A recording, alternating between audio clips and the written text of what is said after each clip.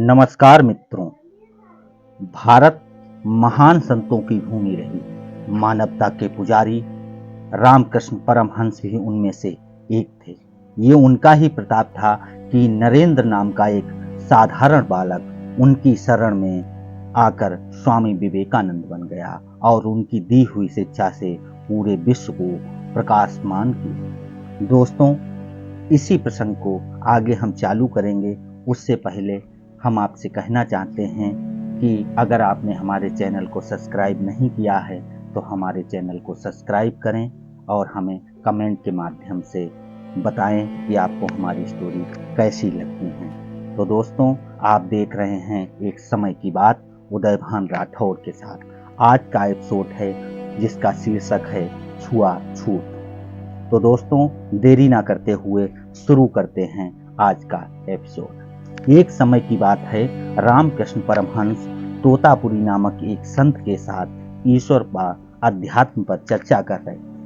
शाम हो चली थी और ठंड का मौसम होने के कारण वे एक जलती हुई धूनी के समीप बैठे हुए थे। बगीचे का माली भी वहीं काम कर रहा था और उसे भी आग जलाने की जरूरत महसूस होती है। वह फौरन उठा और तोतापुरी जी से जो धूनी जलाई थी उसमें से लकड़ी का एक जलता हुआ टुकड़ा उठा लिया। धूनी छूने की तुम्हारी हिम्मत कैसे हुई? तोतापुरी जी चीखने लगे। पता नहीं ये कितनी पवित्र है। और ऐसा कहते हुए वे माली की तरफ बढ़े और उसे 2-4 थप्पड़ जड़ दिए। रामकृष्ण ये सब देखकर मुस्कुराने लगे। उनकी मुस्कुराहट ने तोतापुरी जी को भी खिन्न कर दिया। तोतापुरी जी बोले, आप हंस रहे हैं? यह आदमी कभी पूजा पाठ नहीं करता, भगवान का भजन नहीं गाता है, फिर भी इसने मेरे द्वारा प्रज्वलित की गई पवित्र धूनी को स्पर्श करने की चेष्टा की।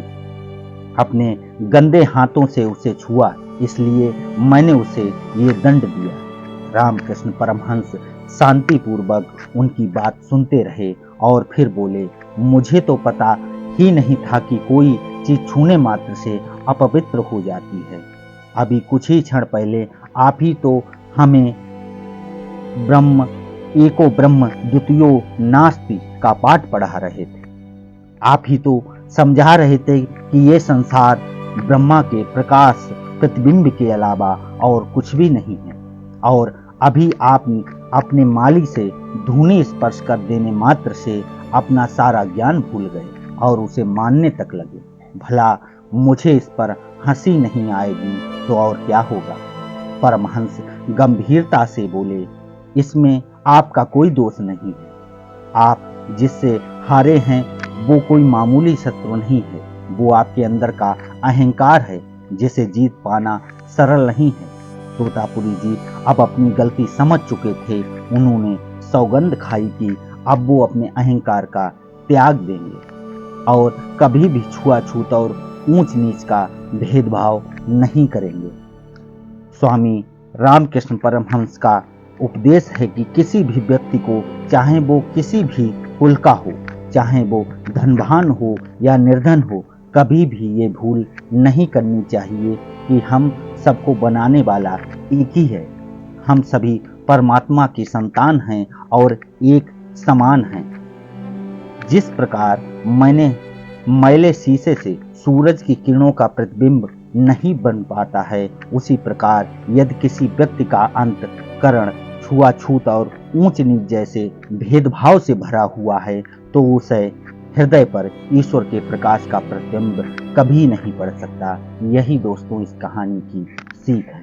तो दोस्तों, इसी कहानी के साथ इस एपिसोड को समाप्त करते हैं। और अभी तक अगर हमारे चैनल को नहीं सब्सक्राइब किया है तो आपसे गुजारिश है कि प्लीज़ हमारे चैनल को सब्सक्राइब करें और कमेंट के माध्यम से हमें बताएं कि ये कहानी आपको कैसी लगी। तो इसी के साथ इस एपिसोड को समाप्त करते हैं। मिलते हैं नई कहानी नए एपिसोड के साथ। जय भारत, जय हिंद।